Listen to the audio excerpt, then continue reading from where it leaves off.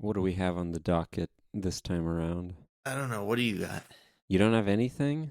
I got some stuff. You got some stuff. You know what? Let's start with something I didn't get a chance to mention last time because we were running long. At some point, I don't remember why, I searched for Welcome World Wide Web podcast for whatever reason on Google. And you know how Google now, they have their AI snippet at the top. Yeah. And here's what it said. Here's what Gemini put as the AI generated blurb for our podcast. The Welcome World Wide Web podcast explores the complexities of colonialism and the relationships between colonizers and the colonized, particularly in Australia, Papua New Guinea, and Kenya.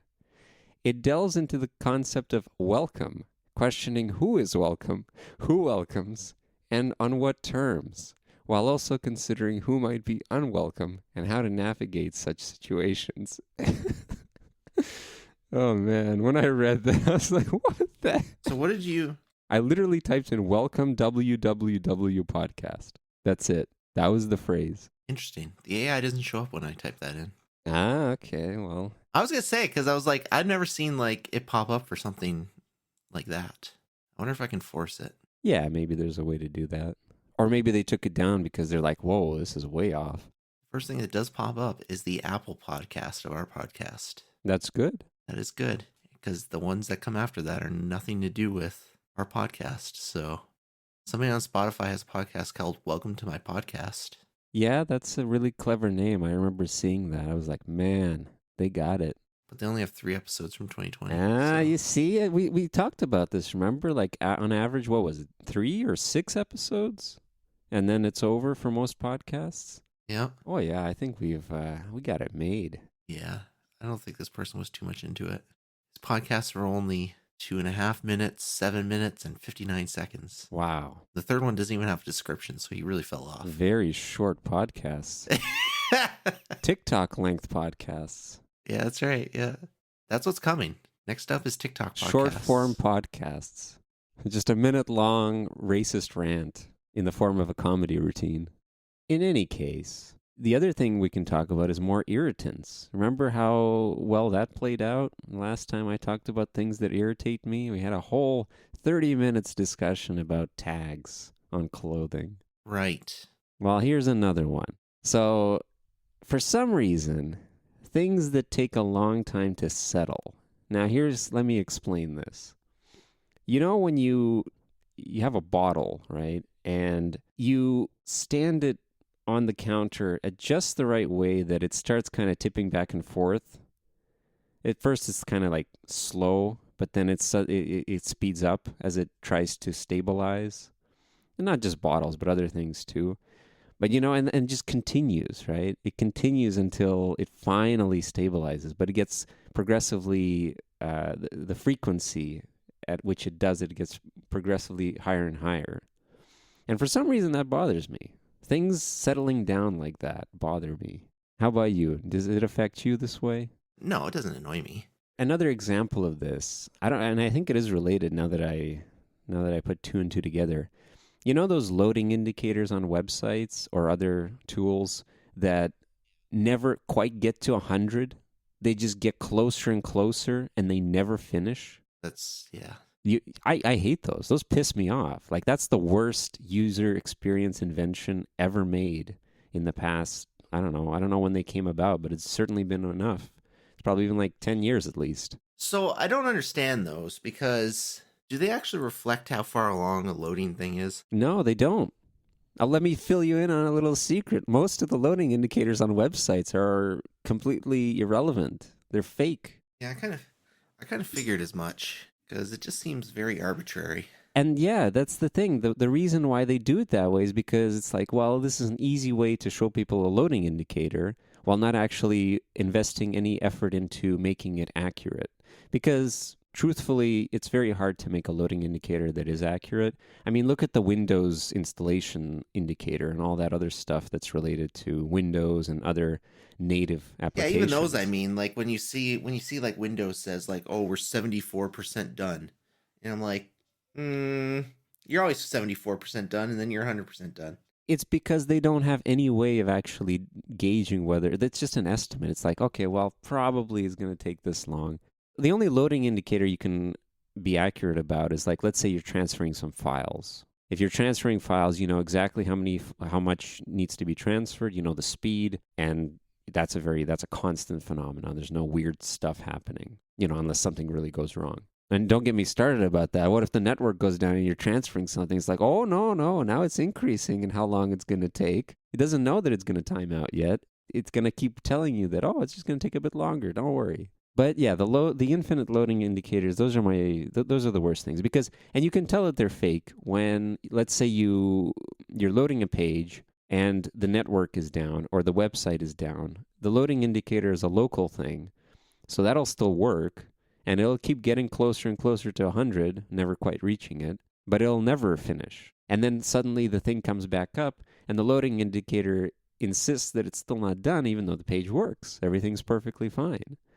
But it's there, taunting you, never finishing.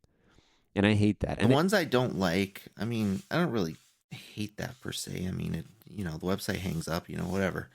But the ones I don't like are when they put a little game on the loading screen. Because I always think to myself, like, maybe you should just load the page instead of loading whatever this little fucking game is. Well, the game might actually be smaller than the page nowadays. Well, I'm sure it is. But, I mean, like, just use your resources on loading the page. Don't use your resources on loading whatever fancy loading screen time waster that you're providing to me. What game, like, what's an example? Because the only thing that I know of... Oh, I don't know. I don't know any specific examples, but... Because Chrome has something like that where it's built into Chrome, where it's a dinosaur jumping over things in the desert, I think. No, but I mean, there's games that do it, and I've seen web pages that do it, and things like that, and it's just like, just load what you're loading. I don't care about this little stuff in between. Or they'll have like a little video or something while it's loading. Just put an advertisement. I don't know why they don't do that. Yeah, but just load what you're loading. That's all I want. Because I feel like you're wasting resources on loading something else when you just load the main thing. Maybe that's not how it works. I don't know how it works. But that's the way it comes off to me. Technically speaking, especially for video games, it probably does work fine. But yeah, from a user perspective, you just said it, right? That for you, it feels like it's doing unnecessary work. Yeah. Which... I would say for most people it would seem that way. Unless you know how it's built, you assume that, this is just wasting the resources that it should be using to load faster. That's right.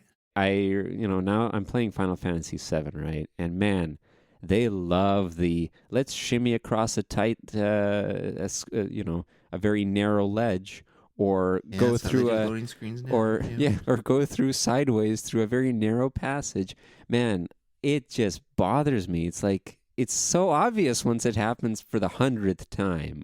Yeah, it's true. Some games are a little bit overkill with it. Give me what the Souls games do. At least, I don't know, maybe Elden Ring doesn't do this anymore either, but just give me those moments of, here's a loading screen and I can see an item that I don't have yet and read its description while I'm waiting. Those were the days. Why don't they do that anymore? Yeah, it's not an Elden Ring anymore. Ugh. Because it's open world. You can't really... You can do it when you're zone-based. But if you're trying to present everything's connected and open world and all that, you need a way to... Because we're not there. I imagine maybe one day we'll be there and that will disappear. But we're not there yet. Tons of games have that now. Well, I get it. But it's very... Once you see it, you can't really unsee it. They all disguise it.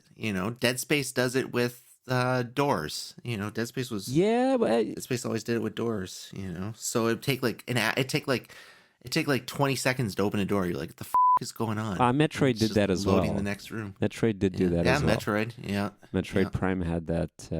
There were certain rooms which took way longer to get into than others. Which, you know what? I would honestly forgive that a little bit more than shimmying through some tight spaces. Because... It feels more obnoxious when you have to do that. Yeah. There was a part where it's another one of these like little hick towns, and you have to go through a very narrow, tight space to get to where all the kids congregate to get to a shop there. And it's like, God damn it. Why didn't you put the shop on the other side? And whatever, I only had to do it a couple times, but just the principle of the thing where it's like, It's just, what's the point? Just put the thing on the other side, and then you make my life easier. Yeah, weird choices, weird choices. Like I said, we'll get to the point where that's not a... Yeah, and I mean, it's already improved, of course. Like back in the old days, games would take like minutes to load an area.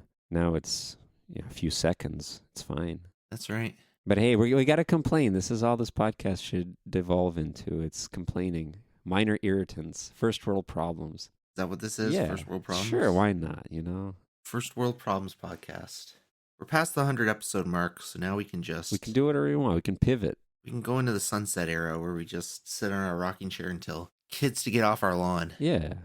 But going back to the bottle settling, tipping back and forth, do you think it's related to the loading indicators? I feel it's similar, the infinite loading indicators. Why? Because the difference between the loading indicator at the end, how quickly it moves, is smaller, or how much it moves is smaller than it was at the beginning. Because, at the beginning when the loading indicator starts, it's like, okay, it's a good amount that it's moving.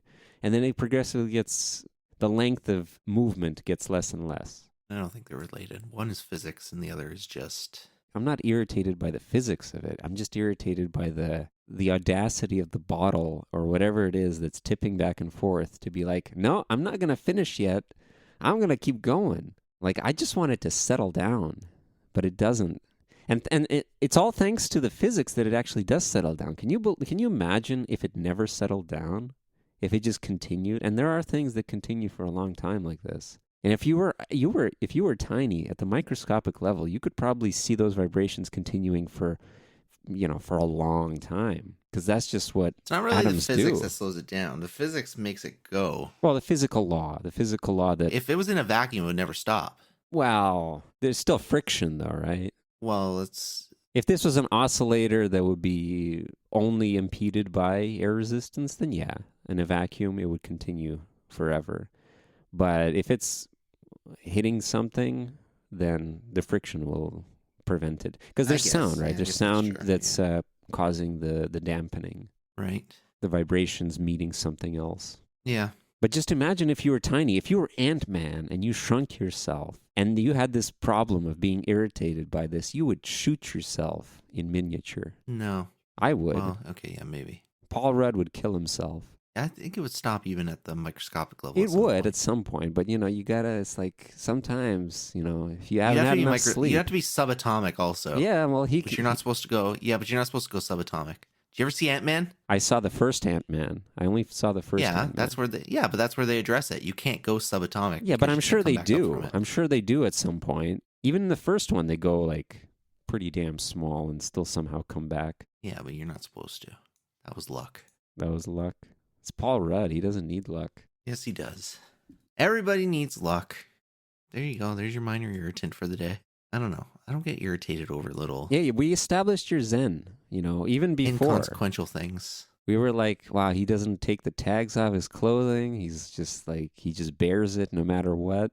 It could have a razor blade attached to his shirt. Well, the clothing is a little bit different, but I don't take it off. Yeah. But that's not like inconsequential. That's something that, if you have a bad tag, it can last like all day. That's annoying. It's rubbing up against a little bottle shaking for 5 seconds. That's... You're right. Yeah, it doesn't happen often. I'm okay with that. It doesn't happen often. You're right. I can get past that. All right. Well, so I was browsing the interwebs this week, and I came across a very interesting book. It's from 1909. Ooh. It's called Passing English of the Victorian Era. Passing English of the Victorian Era? Yep. Written by James Redding Ware, who also wrote one of the first ever female detectives in his book called The Female Detective. Clever title. Almost as good as Welcome to This Podcast. Yep, that's right. But anyways, there were quite a few standouts in this book. It's a pretty long book, at about 300 pages. But there were quite a few standouts in this book that I thought we'd go over today. So you read the full book? No, I didn't read the full book. This is actually... this is a short list I found on the internet. I see. And then I was able to backtrack it to this book. But I thought we'd go over some old Victorian slang. Oh, yeah. Nice. Old Victorian slang. Here we go. They had a word for always smiling. And that word was giggle mug. Giggle mug. Okay. You'd say that person was giggle mug. Mug for face, I guess, right? Giggle mugging. Yeah, mug for face because they used mug in that way. A habitually smiling face. So if you're always happy, you say they're giggle mugging. Right. So the Joker, for example, would be giggle mugging. Yeah, he's giggle mugging. Yeah, that's right. I wonder if they use that word in the old Adam West show. Pretty old, right? Like, Well, yeah, but it's not 19. Yeah, well, there's probably slang in there that it's from at least, like, let's say the 20s, the 30s. But not quite Victorian. I mean, he wrote this in 1909, but he grew up in the, mid 1800s. So here's another one. Bitch the pot. Bitch the pot. Bitch the pot. That's right. Bitch as the word bitch. Yep, bitch the pot. It'd be funny if I had to bleep this out, but I won't. Yeah, you might have to. Nah, I won't. It's not worth bleeping out bitch at this point. Everybody and their mother uses it. It's true. Anyways, so this was something that would be uttered in a tea drinking party, and it means pour the tea. It just means pour the tea? Yeah, so they'd say, who'll bitch the pot? And it means who'll pour the tea. So it's a bunch of pompous Victorian ladies sitting around on their asses. And one of them's Actually, like, the dictionary here says, amongst a tea drinking party of men. oh, of men. Okay, so Yes, so men would use okay, this. so it's just a misogynistic way of saying it, probably. Probably, yeah. That's probably exactly it. I was gonna say you might not want to use that in modern terms, but I kind of feel like you'd be okay with that. Yeah, come You'd on. be okay doing it. Bring it back. So if you talk about like, oh, there's Tim over there. What's he doing? Oh, he's bitching the pot. So you could If say he was that. pouring tea, Yeah. yes, you could say that. Oh, that's amazing. I'm going to start using that when somebody's pouring tea. It's like, man, you bitching the pot? That's right. Bring back bitch the pot. Bitch the pot.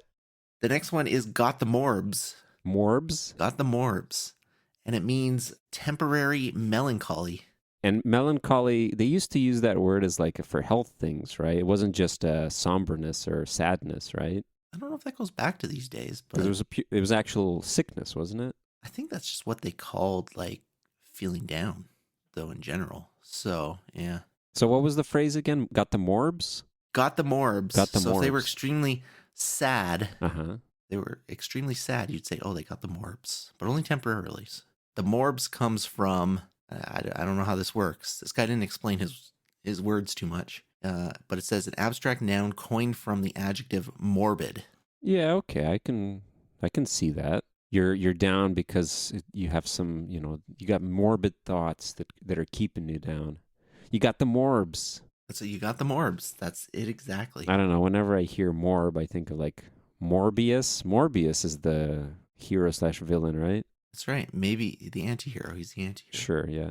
But yeah, so you got he got the morbs. That's right. Maybe in the next Morbius movie, they'll use that. Yeah. Or it's going to be the subtitle for the next Morbius movie. Or the Spider-Man movie. It's going to be instead of like Homecoming or Far From Home or whatever, it's going to be Spider-Man got the morbs. And it's Spider-Man being teleported back into the Victorian era. There you go. That's exactly what it is. Yeah. You Tom got the plot Holland all worked out. Tom Holland back with Zendaya back in those days, Well, he can go back in time. He can stay there. Well, come on. And then he's going to be old enough now to act. No. To act as if he goes to Nathan the Drake. Victorian days, no, he'll be dead. Yeah, but he's so young looking. Come on. No. He's going to age up just enough to appease you. He's not. It's impossible. All right. The next one is apparently this was like an American phrase. Tight as a biled or boiled. So you can say bile or boiled. Owl. Tight as a biled owl. Biled is that a same thing as boiled? I think it was used similarly. So tight as a boiled owl? Tight as a boiled owl, and it meant drunk. Ah, that's a very long-winded way of saying drunk. Yeah, but they like Tight to do as that. a boiled owl. No, because like I think a lot of Irish slang is like that too. Like they'll use a longer phrase to describe something just because they like to use the weird comparisons. But they also say it really, really quickly. They speak in such a way that it feels like you're just saying you're drunk. Okay, would it help you if I said tight as a boiled owl? No. That guy's tight as a boiled owl. No. You don't have the Irish. I know I drawl. don't have the Irish anything, but it was also American. Apparently, it was that's an American slang. I don't believe that it was American. I think they're saying that they made it up. Such a golden phrase, as tight as a boiled owl. Who wouldn't want to be the creator of such a phrase? Why an owl though? Like, what's the deal with owls? Let's see. Why not tight as a boiled chicken? People boil chickens.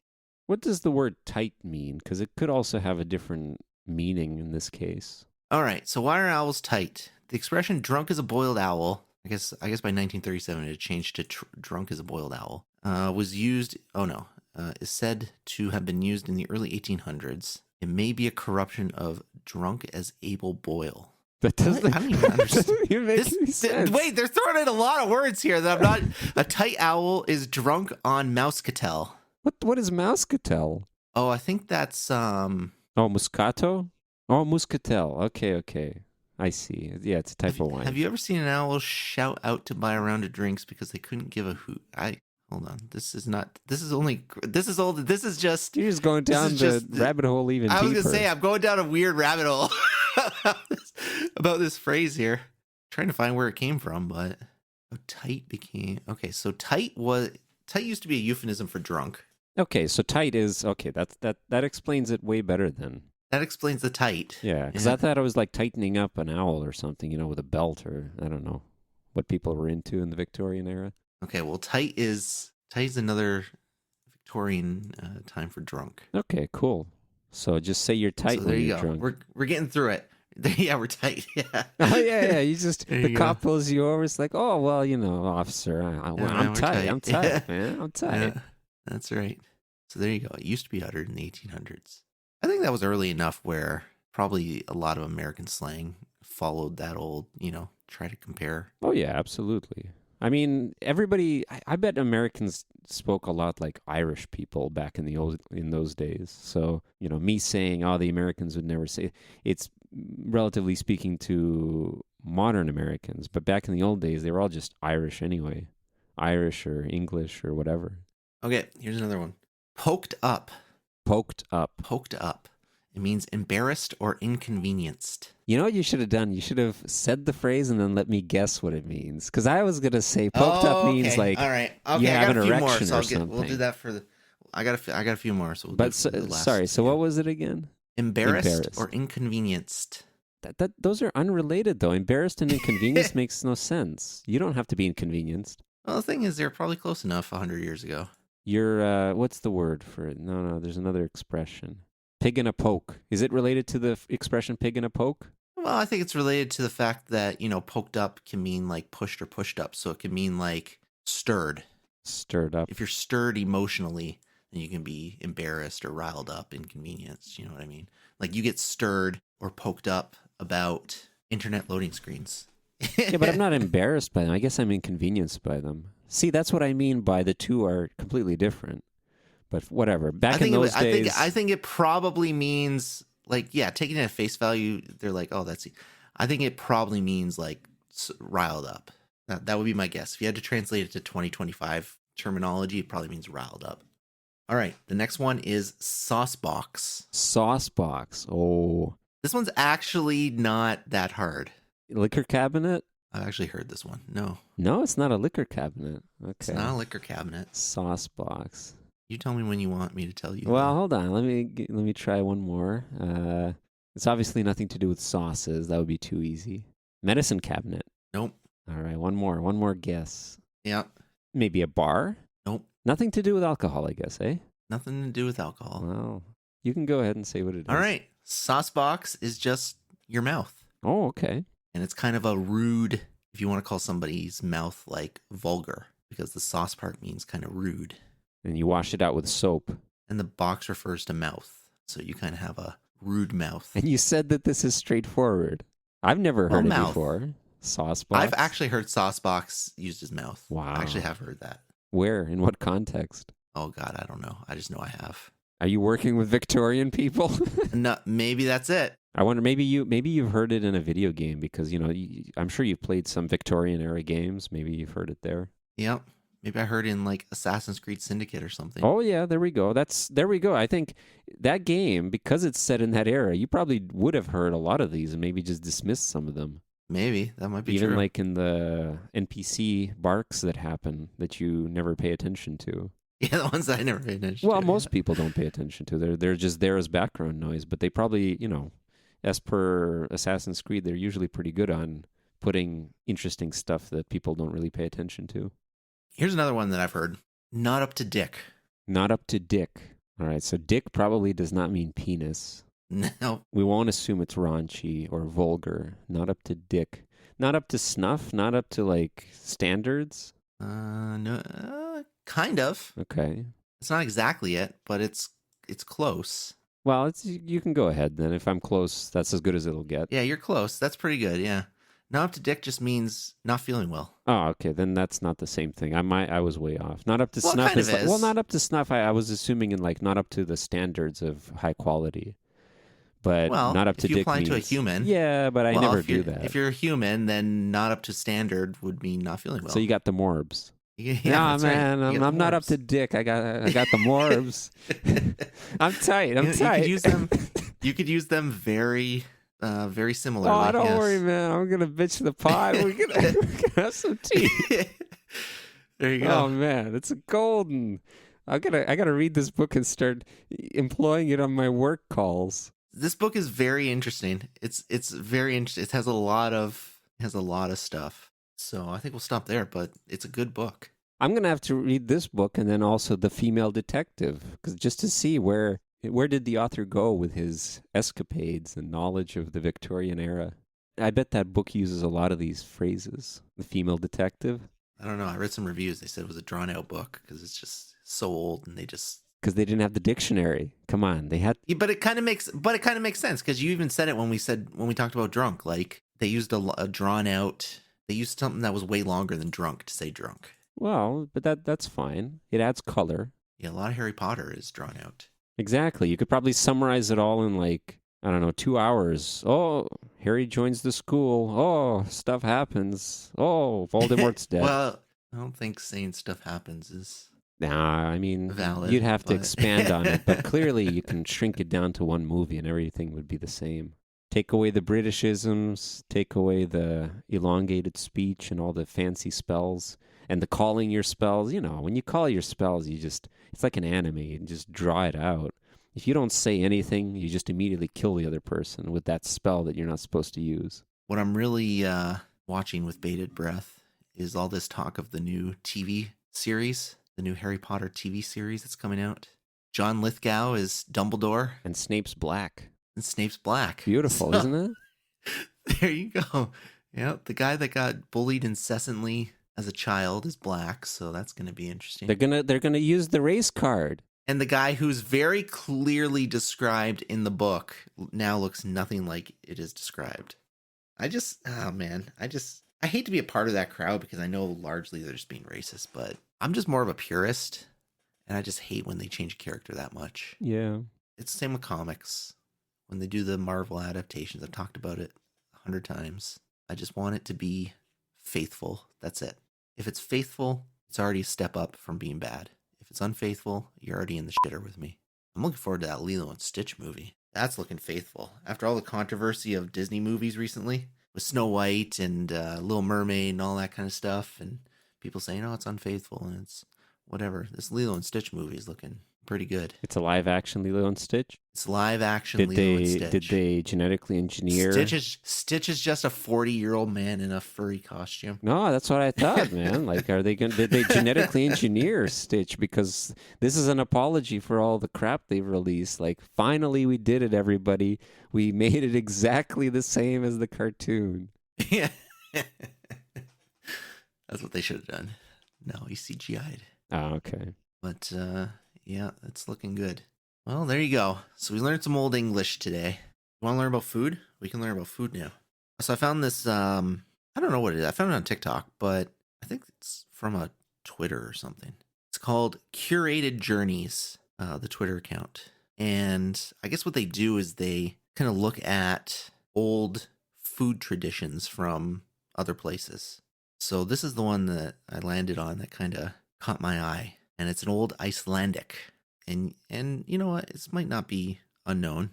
But it's old Icelandic food. And it's a cube of fish that smells like bleach and death. And it's called hakarl. It's fermented shark. And it's considered a delicacy. but it's one of those delicacies that is like foul. Like, you know what I mean? Like it's just nasty to put in your mouth. Well, it's nasty not to put in your mouth as well if you just smell it and you say it smells like bleach and death. Well, true. It's Yeah, like you're that's trying true. to Yeah, clean up yeah.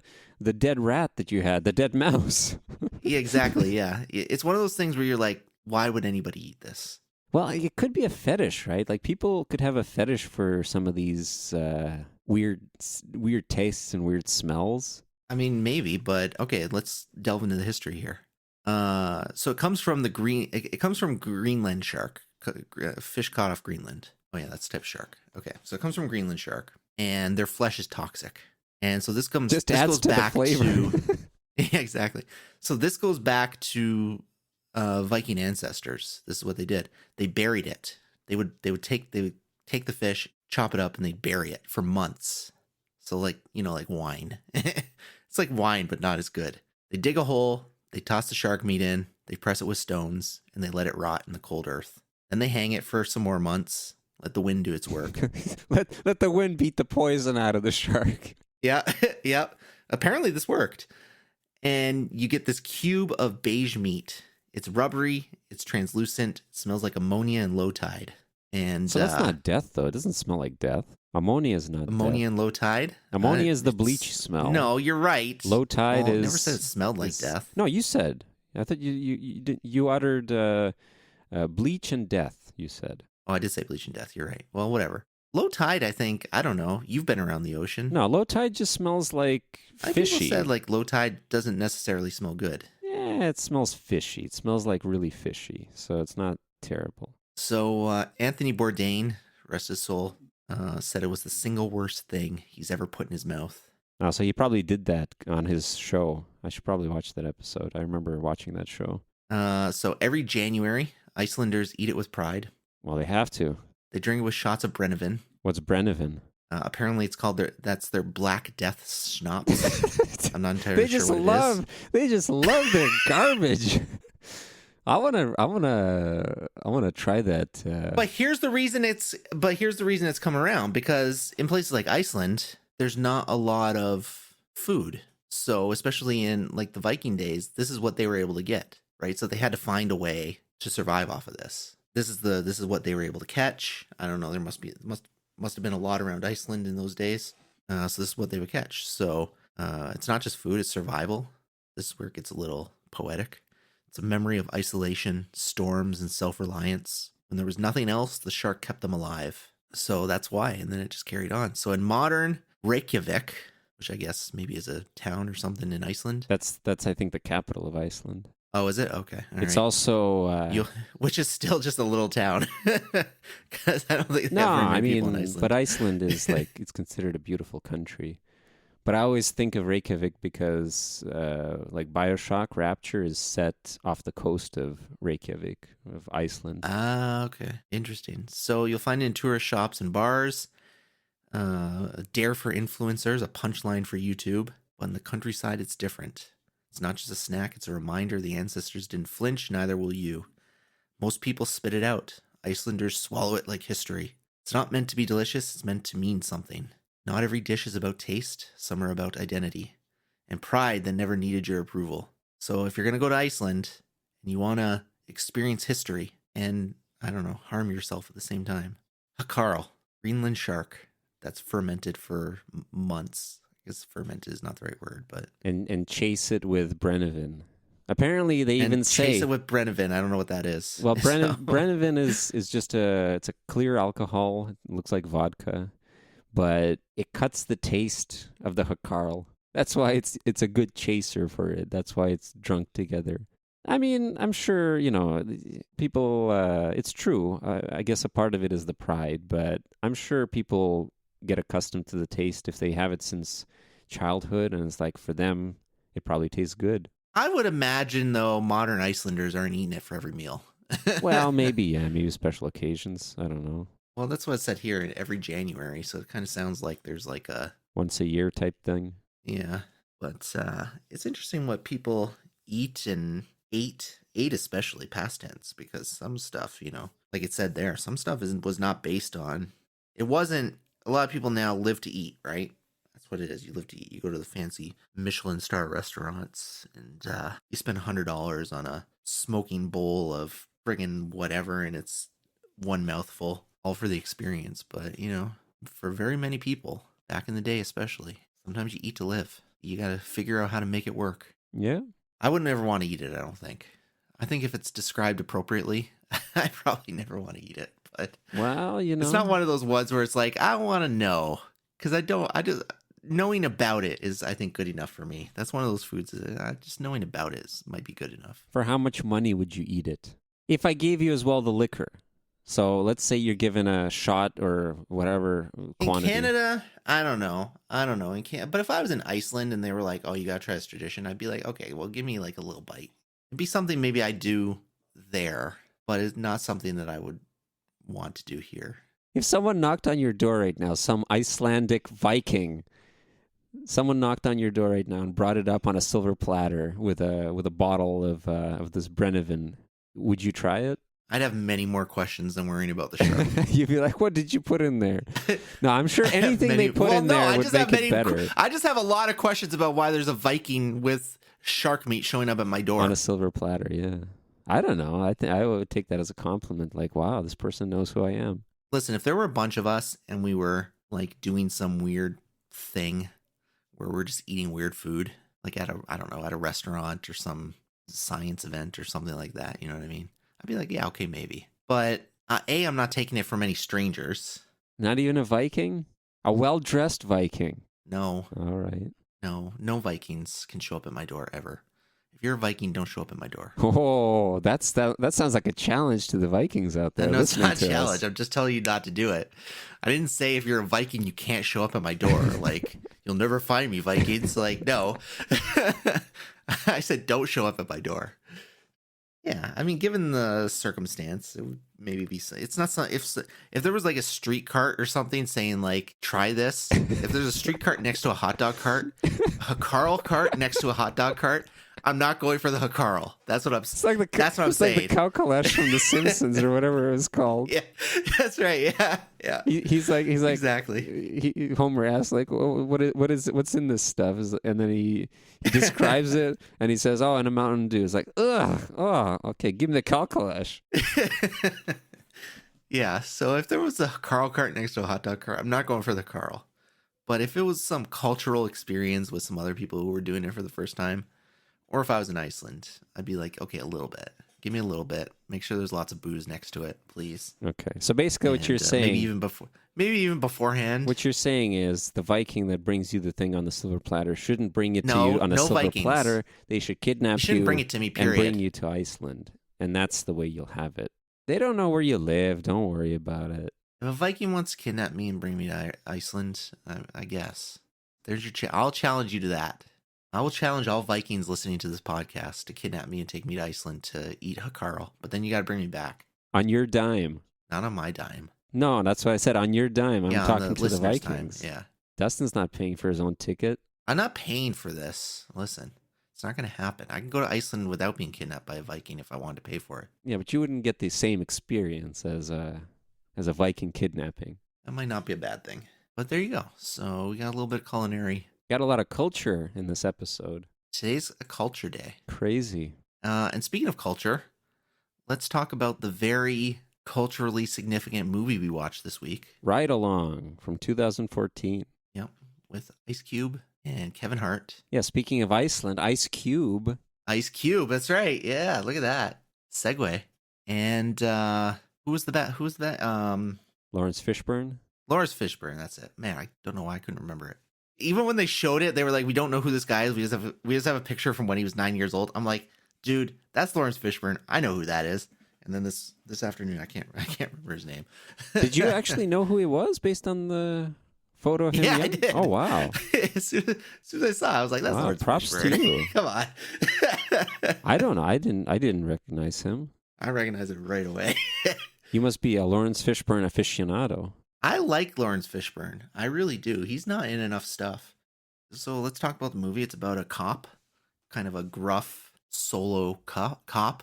Yeah, and Solo usually these movies, these cop movies, usually when the cop is solo, it's because their partner got killed in action, and then they're like all down about the fact. They don't trust anybody. They don't want to put anybody else in harm's way, and that's why they're alone. In this case, he's just alone for some reason. I'm not really sure why. That's not typically how cops are supposed to work, right? He's not. It's not like he's a beat cop or anything. I guess it's true, but still, it's weird. Like, there's no indication of why is it that he's all solo. I mean, he did kind of work with those two guys who ended up, being dicks. not being on his side, but Not up to Dick. They ended up being not up to that's Dick. Right. That's right. That's right.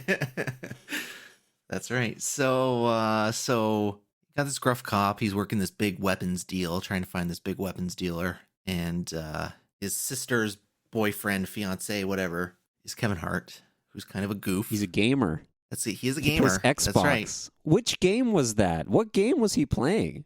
I don't think that was any descriptive game. I found he did have a Mass Effect poster on his wall, Mass though. Effect 3. Did you notice that? Yeah, but Was it Mass Effect 3? Effect 3, so it doesn't count. But so maybe it doesn't no, count. it doesn't count. So hold on. I found it hilarious in the game when his fiance interrupts him and then he gets shot, and then the terrorists proceed to run up to his body and keep shooting him. I found that hilarious. Yeah, I saw that part and I was like, this is not any game I know. But it could very well be a good one. Yeah, it might be a good one. Yeah.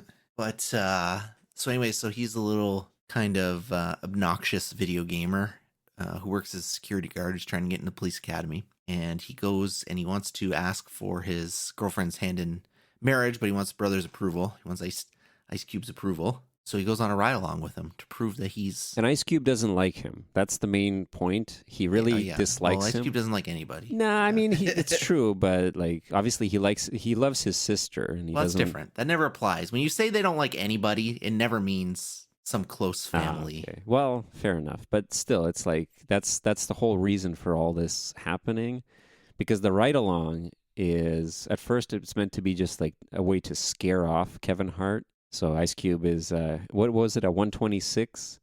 Apparently 126 is code for just, annoying stuff that a police officer has to do. And they just, set up all these engagements that try to put Kevin Hart off of being a police officer. But then, and I didn't understand the thing with the guy that got naked. Was he deliberately said to do what he did, or was he actually drunk? Because that's going pretty far as a setup, right? It was set up. Yeah, but that's going pretty far. Like, you're destroying people's vendors' shops. You're pouring honey on yourself naked. That's a waste of honey. I don't know. I feel like that could have gone better. But yeah, so and then eventually it turns out that one of those 126s happens to be a real deal situation. But at this point, it's the boy who cried wolf again. Kevin Hart's all like, "Oh, this is all fake," and people are waving, real guns, but he thinks it's all fake, so he looks like he's crazy by getting in the line of fire. But it all works out in the end. Then they end up finding the big guy that Ice Cube's trying to find. Lawrence Fishburne.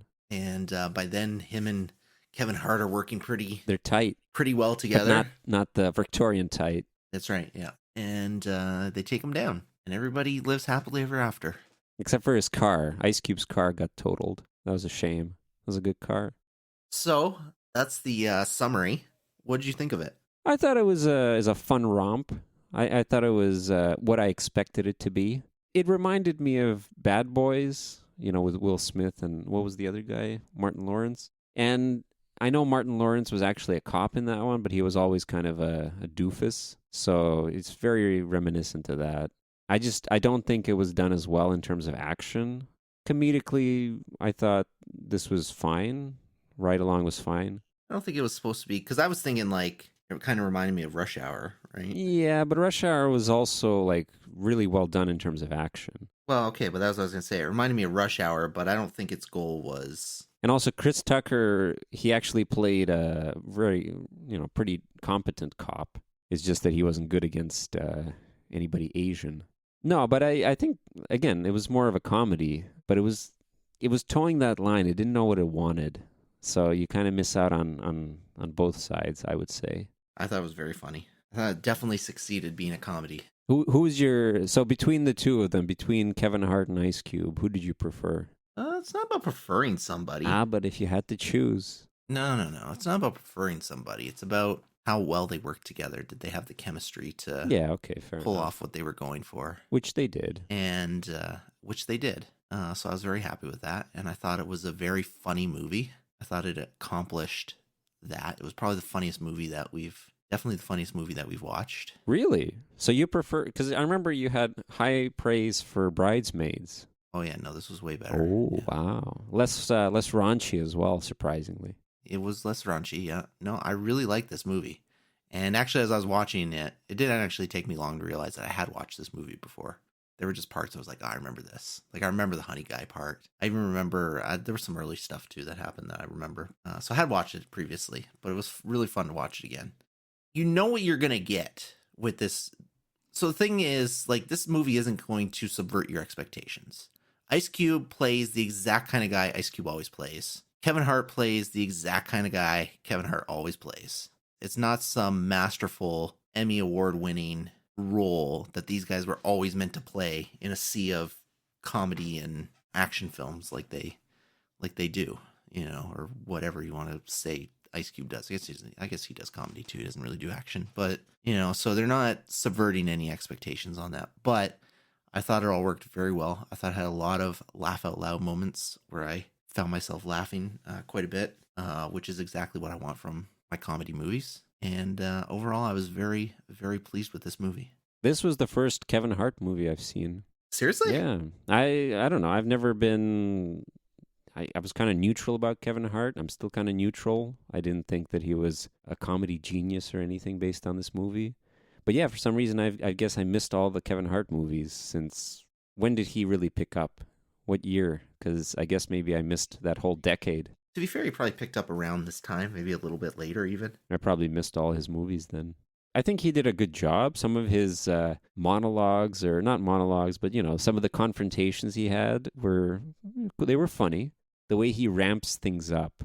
So even when he's lecturing the high schooler at the beginning as a security guard, and he's telling him how he'll become a wino if he does this, he'll get his feet blown off by having to go to Afghanistan. That was good. I like that. That was a fun skit that he did, and a few others like that. I thought it was very funny when him and Ice Cube were trying to intimidate that one guy, and then he shoots him by accident. Yeah, he pulls out the gun that he stole from the crime scene. Yeah, that was funny. And then he gets all hyped up and they shoots him in the shoulder. And then the guy's afraid of him from then on. He's like, who the fuck is this guy? I thought that Just keep him away from me. Yeah. Yeah. It was pretty clever to claim that he's Omar at the end, because, nobody knows what Omar looks like. And then he had the balls to actually shoot the guy in the leg. Yeah, that was, props to him. He learned how to handle a gun relatively quickly. It's true, considering he missed everything at the yeah. Well, they played it shooting. They played range. it up as well with even the pump action shotgun shooting him backwards. I thought that was funny too. It reminded me a little bit of Men in Black. Oh yeah, that's right. Tiny Cricket from Men in Black. Yeah. But no, I did like the fact that he actually thought about how to get out of the situation. Even at the end when they took down Lawrence Fishburne, man, that was a good slide play kick. from him. And a good slide kick over the roof of the car. A proper car. Gears of War slide kick right there. That's right. Yeah, exactly. No, it was a good movie. It wasn't my favorite. I still can't say it beats Pump Up the Volume, but it was definitely it was a good movie. It was a good movie. It was better than Ernest, for example. Far better than Ernest. It didn't have the staying Pump Up the Volume. power. Yeah. So Pump Up the Volume is your It's still my King of the Hill still. Yeah. I'm going to change it up. I'm going to give the crown to Ride Along. Look at that. I was thinking about this quite heavily last night after I watched this. And, I think it came down to what movie did I feel did their genre better. And I feel like this movie did the comedy better than Beautiful Boy did its thing. Fantastic. Eat your heart out, Steve Carell and Timothy Chalamet. I really enjoy, Chalamet. So Adam Sandler said it at the Oscars. Oh, that's right. Yeah. I saw that clip. Yeah, I think, Ride Along wasn't, a perfect movie or anything like that. Certainly not. But I found it very funny. And it was very amusing. And, if I watched it again, I would probably still find it very funny. So I think that it holds up. All right. What's our next movie? It's my turn. Here we go. Movie ranking database.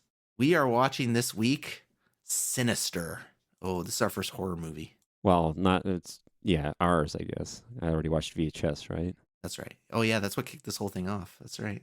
Oh, Ethan Hawke, eh? Ethan Hawke, 2012 supernatural horror. I'm sure I've seen this. I've probably seen this more than once. Is it right to use it then? To choose it? I always wonder about that. Like, let's say you watch a movie last week, let's say you watched a movie and we picked it. Do you think it would make sense to still use it? I don't see why not. All right, fair enough. We're just ranking movies, reviewing movies that randomly pop up on a generator. So I don't think it matters when we watched it or if we've watched it. We have a sequel rule. Yeah, no sequels. Which makes sense.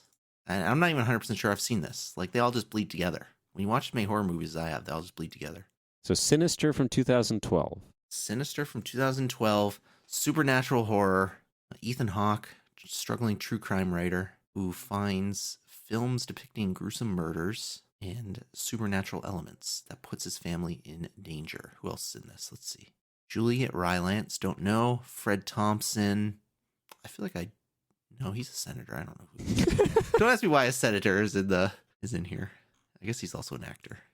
James Ranson, no, he's a nobody. Sorry. He doesn't have a picture on Wikipedia, so I know that. Michael Hall, no, he's a musician. Claire Foley, nope. Vincent D'Onofrio. All right, so Ethan Hawke's the big name on this one, which is good enough. I watched another horror movie last night with Kiefer Sutherland in it. Oh, really? Okay. So, sometimes these big names end up in crappy horror movies. Most horror movies are crappy, to be fair. No, that's not true. Come on. No, it is. No, it definitely is. Most of them are great. No, that's not true. Even cult classics, like, I'll admit, are crappy. Like, I love the Nightmare on Elm Street movies, but they're not, they're not great movies. But I love them. And those are some of the more popular ones. Same with the Jason movies, Friday the 13th movies. Some of my favorite horror movies, I like the Saw movies. They're also not great. But in terms of well-done movies... What about the Jordan Peele movies? I haven't seen them, but they're really highly regarded, right? The problem I have with those movies really is that they're kind of like weird horror. They're not like straight horror movies, I feel. They're terror movies. There should be a genre for that, right? They're like psychological horror is what they are, which are like weird. So you're talking more of like just gory horror. No, like actual like scare you, not creep you out horror. Oh, okay. Just like jump scare and again, not even jump scare, disfigurement and monsters and all that other stuff. Yeah, kind of stuff like that. More stuff you don't have to imagine. Yeah, like the thing with that one Jordan Peele movie is like somebody else. What is it? Like it was called They or something like that. Somebody else was living their life or whatever it was. Doppelgangers. Yeah. Is that what it was? No, it was about doppelgangers. Yeah. So those aren't like, I'm sure those are good horror movies, but I don't know. Horror movies like what we're about to watch. The Insidious movies, I think those are great movies. Like, I think those are well done horror movies, like straight horror movies. But anyways, the point is sometimes big names end up in these. I also watched 1408 with John Cusack the other day. 1408? It's about this haunted hotel room 1408. And so this guy goes, who's a supernatural writer, but he doesn't really believe in it, goes to this room because he gets challenged to go to it by some mysterious thing. And it turns out actually it's haunted. So he gets trapped in there and a bunch of weird shit happens and et cetera, et cetera. I guess John Cusack is not a big name, but he's kind of like B-list. I mean, he used to be a pretty big name. Was he ever a big name though? I feel like he's always been kind of a B-list. Well, sure. And it's got Samuel L. Jackson in it too. It does have, yeah, okay, that's a bigger, I guess that's a significant. Samuel L. Jackson's actually in like a lot of like horror stuff. I've seen him in a few movies. Snakes on a Plane. He's in everything. That's a horror movie. Yeah, that's true. He's in everything. There's some reporters out there. You even ask, he was the main bad guy in Ride Along. Do you remember that interview? Oh, there was an interview for Ride Along? No, there was an interview with Samuel Jackson. This has to be like 15 years ago now, where the reporter asked him about his role in The Matrix. Oh, yeah, I think I remember that. And he went off on him about being racist and every black person looking the same. And it was a wild interview. You could ask that to a lot of people and you'd get some like subdued clapback. You don't ask that to Samuel Jackson. You know what I mean? You're opening a portal to hell on yourself by being racist to inadvertently racist to Samuel L. Jackson's face. But that reporter went right in there on it, which makes me think, if they did the Matrix, that new Matrix movie, they're making another one, which I think is a mistake because I thought the last one was not good. And they replaced Lawrence Fishburne with, I don't even know how to pronounce his name, Maharaj or whatever. I think that's who they replaced it with.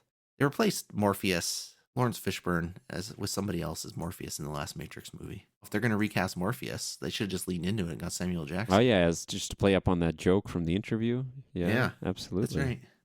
All right, why don't you tell us what your word of the fortnight is? Let's do some more words.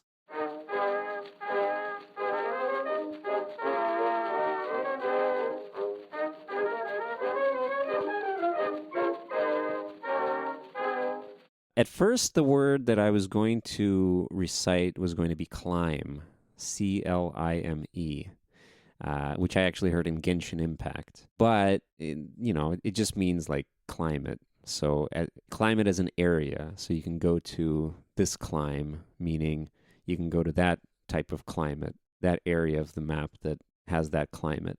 Yeah, that was kind of boring. But when I was looking it up on Merriam-Webster, I saw the example sentence for it was, a nonconformist who left his jerkwater hometown for the more welcoming clime of the big city. I wanted to know what jerkwater meant, because it sounds funny. So the word is jerkwater. It's an adjective, and it's spelled Jerkwater, as you would expect. All it means is small, rural, and unimportant. There you go. Kind of like backwater. I thought about that. Backwater is more about being isolated and quiet, whereas jerkwater deliberately says unimportant. I see. Jerkwater, unimportant. Most towns are jerkwater towns then. Wow. By definition. Not a lot of towns are important. You're right. I guess even if you're in a big city that no one knows about, it's just a jerkwater city. That's right. There's only a few cities, whatever, that are important. Capitals and I guess major hubs, because not all major hubs are capitals. And then anything else is just jerkwater. But at the same time, if you grew up there, maybe it's not jerkwater. Exactly. All depends on perspective. Reykjavik is probably not a jerkwater place for the Vikings, but it may be to you. Well, if it's the capital of Iceland, then it's not. You didn't know. You didn't know until I told you. Well, yeah, but that doesn't mean it's jerkwater. I'm sure there's a lot of important places that I don't even know exist. All right. It is Pokemon time. It's Pokemon time. Do do do do do do do do do do do do do do do. We are ranking the Pokemon cries from the legendary Pokemon in Scyther, based only on their cries. We don't know what Pokemon they are. We're fairly far along. We're in round 4, getting to the end. This is matchup 82. Here's 4. Right, nice low rumbling at the end. Yeah, but with some bubbling.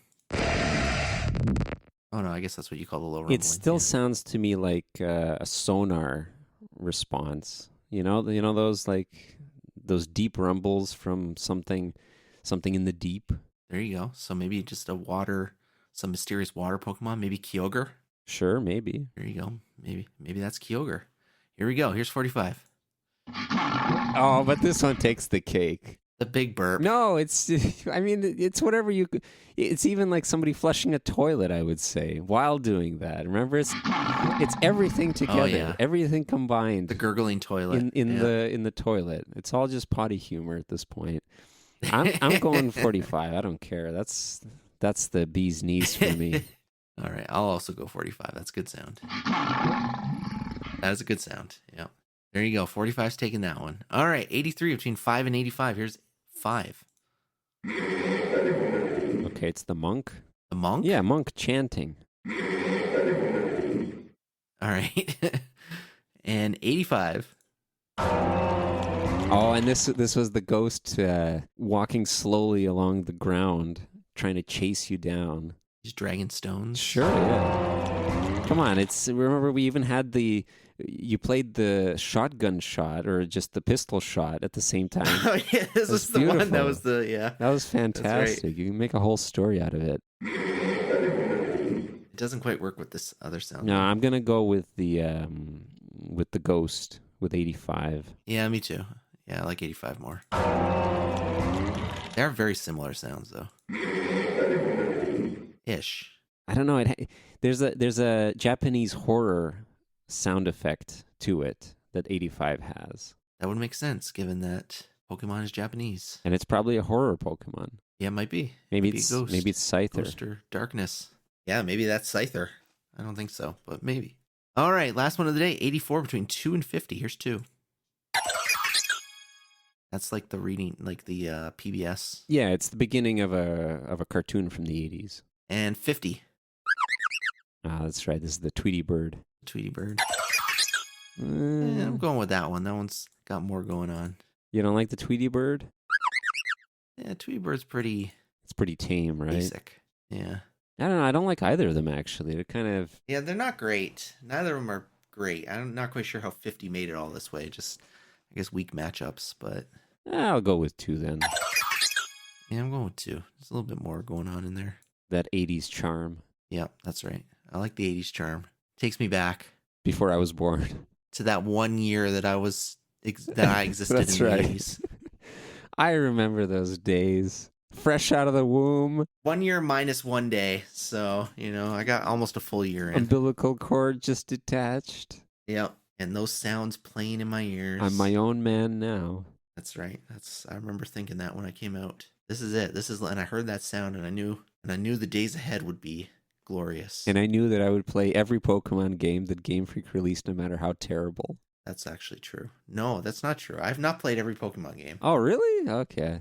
I've played every mainline Pokemon game, but there's a lot of Pokemon games out there I have not played. Probably the better ones. What do you mean the better ones? No. I don't know. Maybe some of the spin-offs are better than the mainline ones at this point. There's a fighting one. I never played the fighting one. Oh, come on. Why would you not want to play the fighting one? Pokken Tournament. I did play a little bit of the MOBA. I actually kind of liked it. It was like a basic MOBA. And I was like, this is good. Actually, some of the good ones were the GameCube ones. The Pokemon XD. I can't remember what the first game was called. One was called Pokemon XD Gale of Darkness. And you can only capture certain Pokemon. And it was trainers Pokemon. So that was the game where you could steal trainers Pokemon. Oh, Finally. play Team Rocket. Yeah. And the one before that, I can't remember I don't remember if it was Coliseum or what, but there was another one before that. But yeah, those ones were good. Those were good spin-offs. Like that was when I don't even know, that couldn't have been Game Freak that made those games because they were good. They were good 3D games. Game Freak has not made a good 3D game. But yeah, Pokken Tournament, I don't think it was made by Game Freak. Oh, that's the fighting one though. Yeah. No, I don't think that was made by Game Freak. All right, guys, get out there and play your Pokemon games. Gotta catch 'em all.